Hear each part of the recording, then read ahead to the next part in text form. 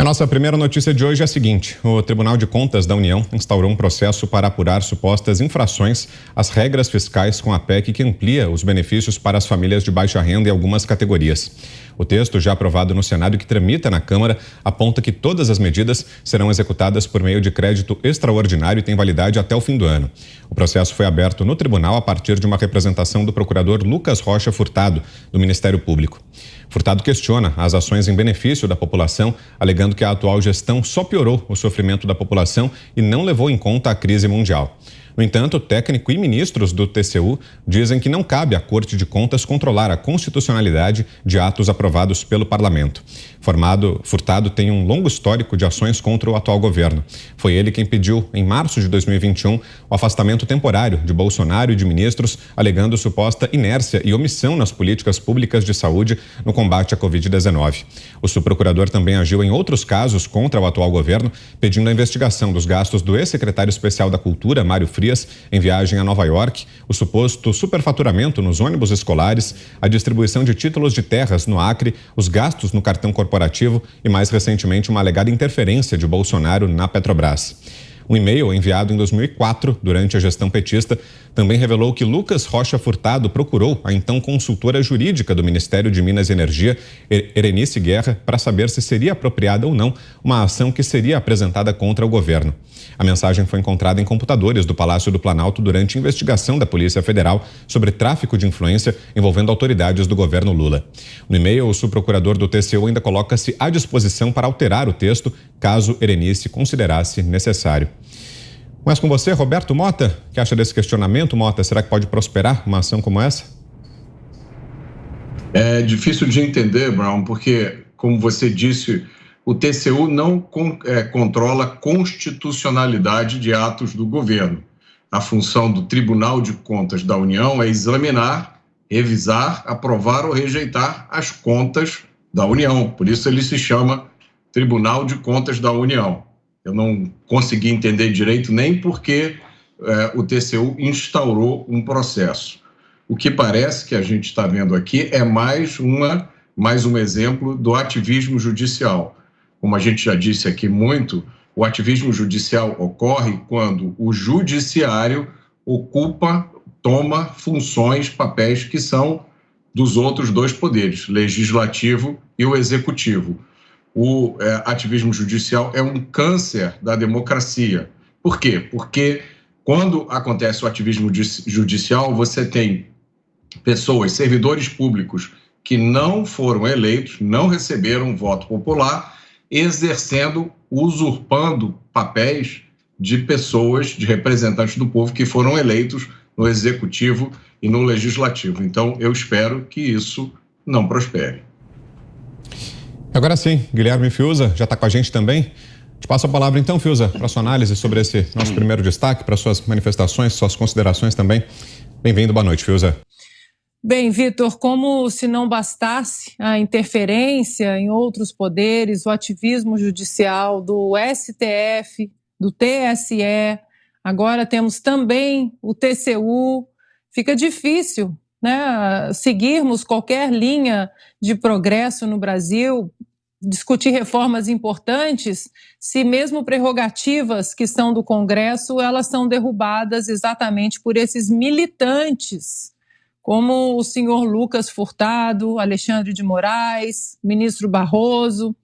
Recentemente, aqui nos Estados Unidos, nós tivemos 3 decisões proferidas pela Suprema Corte norte-americana que, nas últimas 2 semanas, que revertem exatamente esse tão nefasto ativismo judicial, né, que é em relação à segunda emenda, ao porte e posse de armas nos Estados americanos, a reversão do direito constitucional que nunca aconteceu do aborto, né, voltando essa discussão para os estados, e recentemente, semana passada, sobre agências que são criadas para legislar, para passar leis que porventura não passem no Congresso.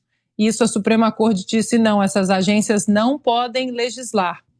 Parece que a Suprema Corte americana vem tentando colocar aí os pingos nos is e limitando esse ativismo judicial que nós brasileiros sabemos diariamente o quão prejudicial ele é. Traz insegurança jurídica até para eventos futuros, eventos econômicos, investimentos por parte de estrangeiros. Eles olham para o Brasil e falam, bom, vou colocar o meu investimento ali, mas qual é a segurança jurídica que eles podem dar?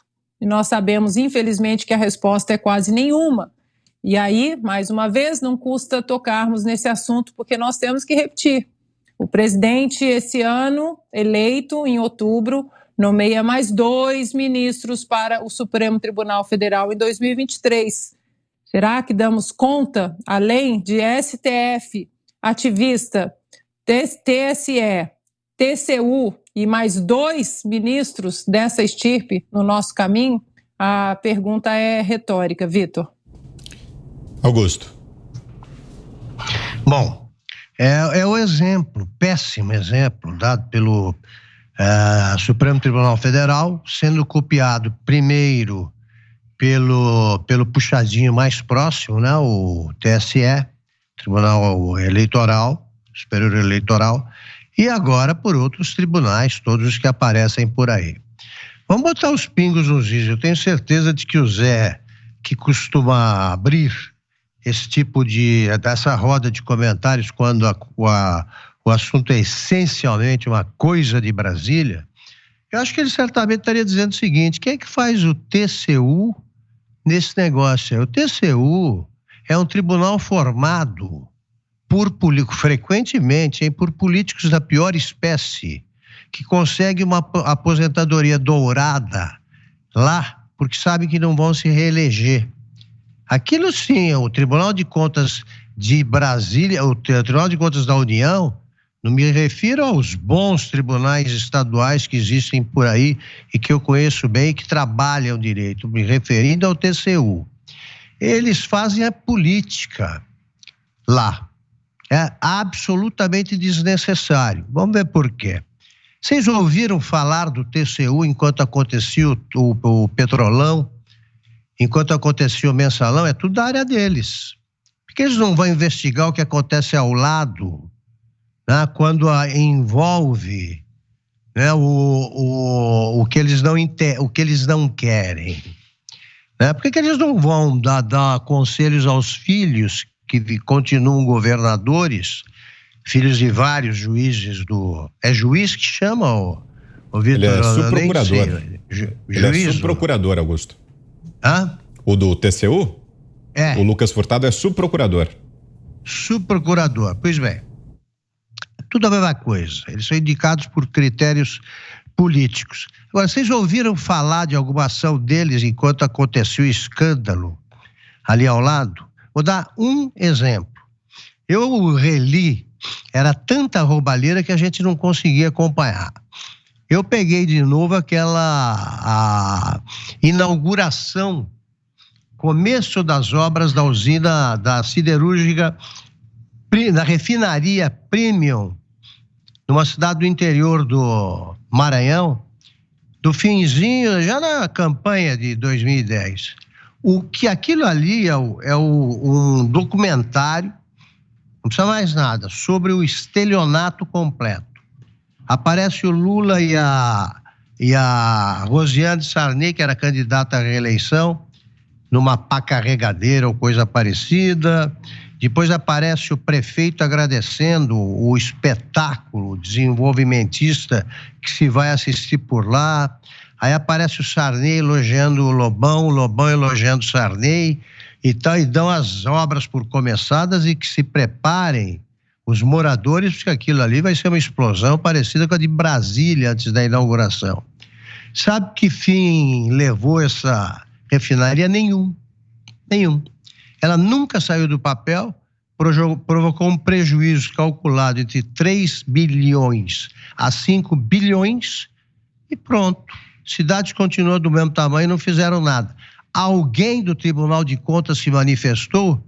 Então eles que comecem a trabalhar no que deveriam, em vez de perturbar as pessoas para aparecer no jornal.